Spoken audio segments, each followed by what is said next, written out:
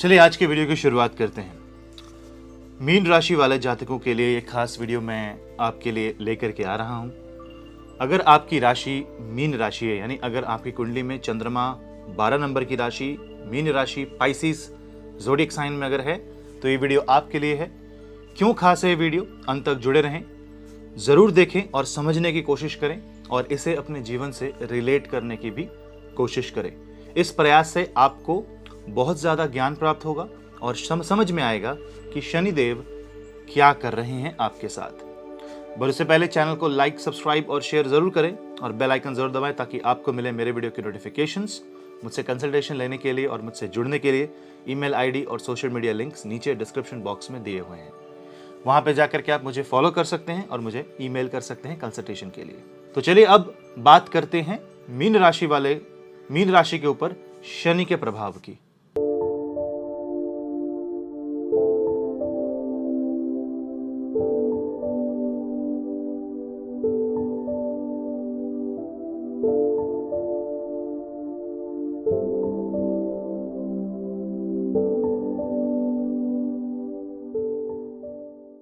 शनिदेव इस वक्त मकर राशि में गोचर कर रहे हैं, वक्र गति से चल रहे हैं। पर अगर देखें आप ध्यान से तो शनिदेव की तीसरी दृष्टि, वक्र दृष्टि यानी कि टेढ़ी दृष्टि पड़ रही है सीधी मीन राशि पे। तो अगर आपका चंद्रमा मीन राशि पे है तो शनिदेव की वक्र दृष्टि सीधे आपके चंद्रमा यानी कि आपके मन के ऊपर पड़ती है। बाहरी रूप से आप जो भी कर्म करें, मन के भीतर इंसान के अंदर कोई और इंसान छुपा हो सकता है। शनिदेव उस भीतर छुपे इंसान को पकड़ते हैं। आपकी अच्छाई, आपकी बुराई, मन के अंदर कैसा है व्यक्ति, उसको पकड़ते हैं शनिदेव जब वो तीसरी दृष्टि डालते हैं। इसका मतलब ये भी है कि चंद्र से एकादश 11th बैठे हैं शनिदेव। इसका मतलब चंद्र की महत्वाकांक्षाएं शनिदेव के हाथों में है। एक बैरियर, एक फिल्टर की तरह बिहेव करेंगे, जैसे मानो नदी में बांध लग गया हो। जब नदी में बांध लगता है तो वो एक हाइड्रो इलेक्ट्रिक पावर या किसी पावर जनरेशन के लिए होता है। तो शनिदेव उस बांध का निर्माण करते हैं जिससे नदी के वेग को नियंत्रित किया जा सके, यानी चंद्र के मन के वेग को नियंत्रित किया जा सके। आखिर क्यों खास है ये शनि की दृष्टि? हम सभी जानते हैं कि शनि की तीसरी दृष्टि जो है वो मानी जाती है काफी नेगेटिव, नकारात्मक। वो इसलिए क्योंकि शनिदेव की तीसरी दृष्टि स्ट्रगल की दृष्टि है। जब पड़ती है तो इंसान को स्ट्रगल बहुत होता है, उसे समझ नहीं आता कि उसे मुसीबत कहाँ से आ रही है। कर्म करना पड़ता है और कठिन परिश्रम के बाद ही उसे उसका परिणाम प्राप्त होता है। यहाँ गौर करने वाली बात यह भी है कि अगर आप ध्यान दें, अगली राशि जो है वो है कुंभ राशि, जिसमें शनिदेव गोचर करेंगे। और जैसे ही शनिदेव का गोचर कुंभ में होगा, आपकी 7.5 शुरू हो जाएगी। जी हाँ दोस्तों, 7.5 शुरू होने के ठीक 2 साल पहले से शनिदेव की दृष्टि आपके चंद्रमा के ऊपर पड़ने लगती है।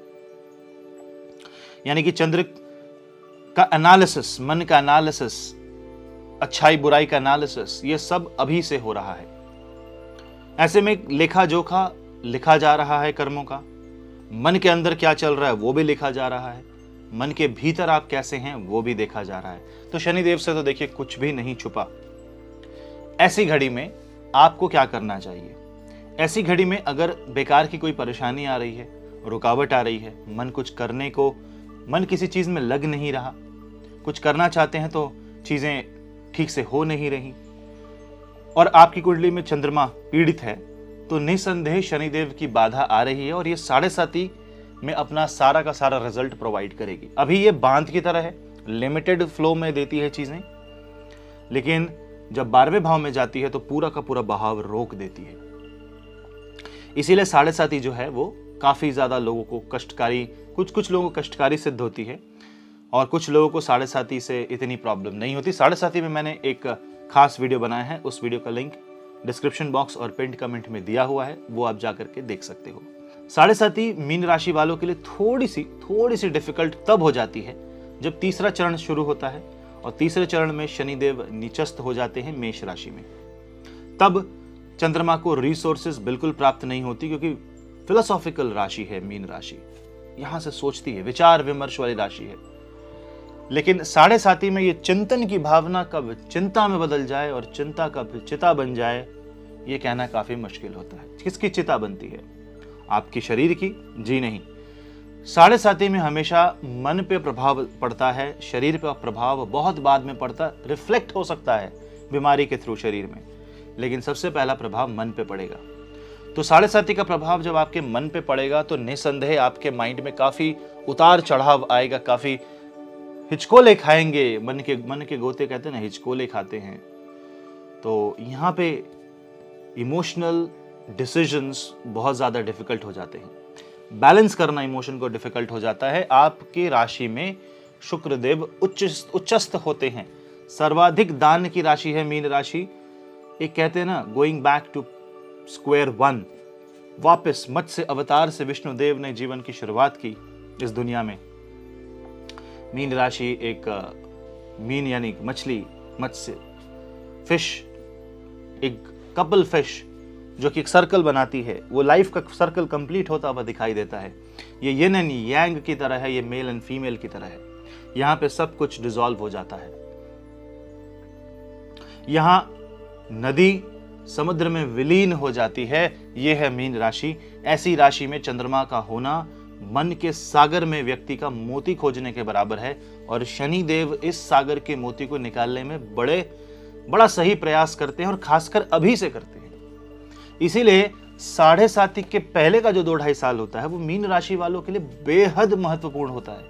वो अगर आपने साध लिया तो साढ़े साथी में कोई कठिनाई नहीं आएगी, क्योंकि शनिदेव कर्मों का फल देते हैं।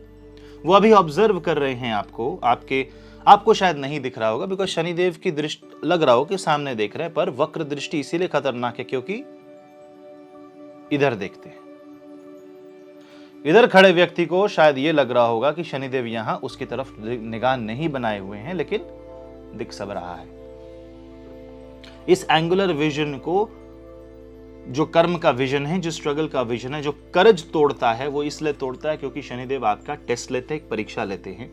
और इस परीक्षा में अगर आप उत्तीर्ण होना चाहते हैं तो यहाँ पे शनिदेव की गाइडेंस लेना जरूरी है, आवश्यक है। यहाँ पे शनिदेव का मार्गदर्शन आवश्यक है, तो उनसे प्रार्थना करें। और यहाँ पे आत्मसमर्पण एकमात्र ऐसा उपाय है जिससे आप साढ़े साथी से पार पा सकते हो। शनिदेव से प्रार्थना करके, शनिदेव के सामने नतमस्तक होकर के, महाविष्णु महाशिव के सामने नतमस्तक होकर के अपने जाने अनजाने में किए गए कर्मों की क्षमा मांगना, और शनिदेव के मंत्रों का जाप करके सही कर्मों की गुहार लगाना, कि मार्गदर्शन की गुहार लगाना कि मुझे मार्गदर्शन प्रदान करें, ये सबसे ज्यादा इंपॉर्टेंट है।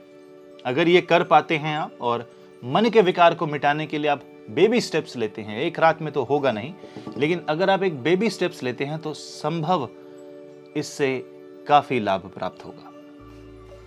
क्योंकि शनिदेव एफर्ट्स के देवता है। वो ये नहीं कह रहे कि आप कर्म करो पूरा एक बार में, नहीं। शनिदेव धीरे धीरे चलते हैं, शनह शनह चलते हैं।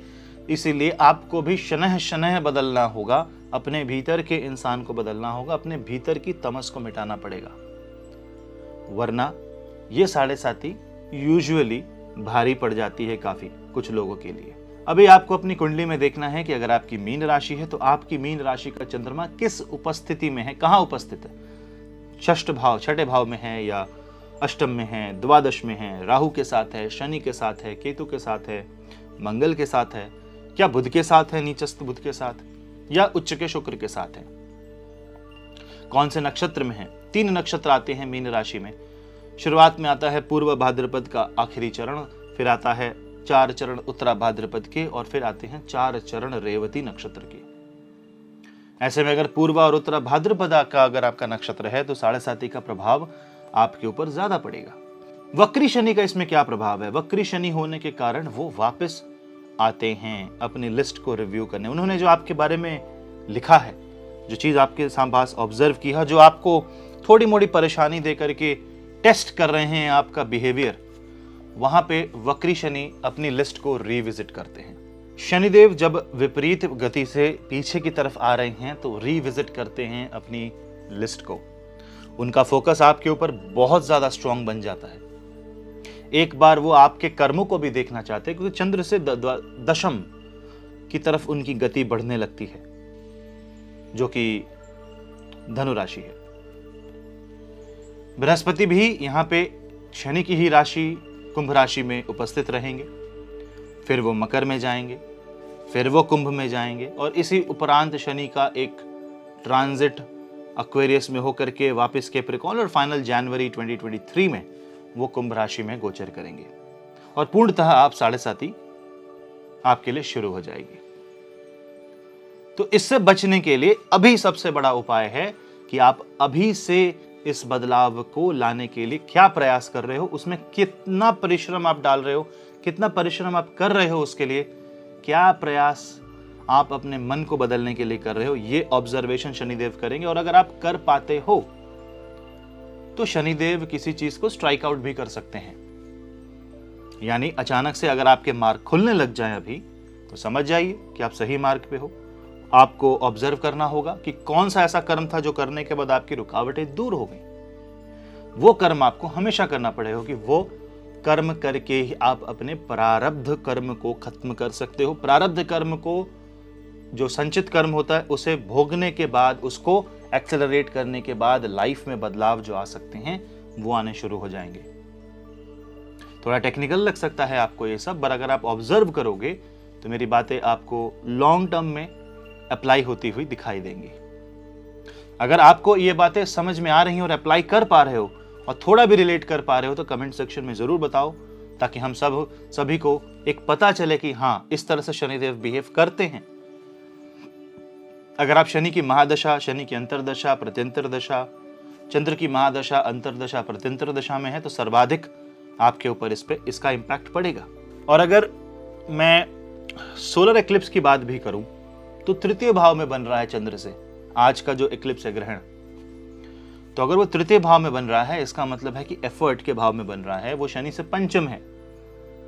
यानी कुछ तो शनिदेव अपनी गति में बदलाव करेंगे, ट्रीटमेंट अप्रोच में बदलाव करेंगे, जिसके बाद आपका जो मन है वो काफी शिफ्ट करेगा, और एक, जिसको कहते हैं ना इंग्लिश में, पैराडाइम शिफ्ट क्रिएट होगा। एक मेजर, एक कहते हैं एनवायरमेंटल शिफ्ट, एक फ्रीक्वेंसी शिफ्ट होगा आपके माइंड में, जो आपके माइंड को एक अलग टोन, अलग फ्लेवर में लेके चला जाएगा। ऐसे केस में ब्रह्मनाद, ओम का उच्चारण, ओम नमः शिवाय का अनहद जाप, लगातार जाप करते रहना काफी लाभदायक सिद्ध होगा आपको।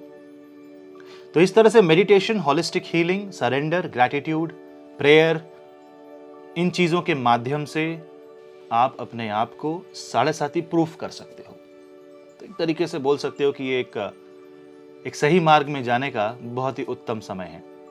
उम्मीद करता हूं आप इस मार्ग में जाओगे और अपने आप को एक अच्छा स्टूडेंट साबित करोगे शनिदेव के सामने, ताकि शनिदेव पनिश करने के बजाय आपकी सहायता करे। हाँ, शनिदेव स्ट्रिक्ट टीचर तो हैं, अब वो स्ट्रिक्ट टीचर है, इसका तो कुछ किया नहीं जा सकता।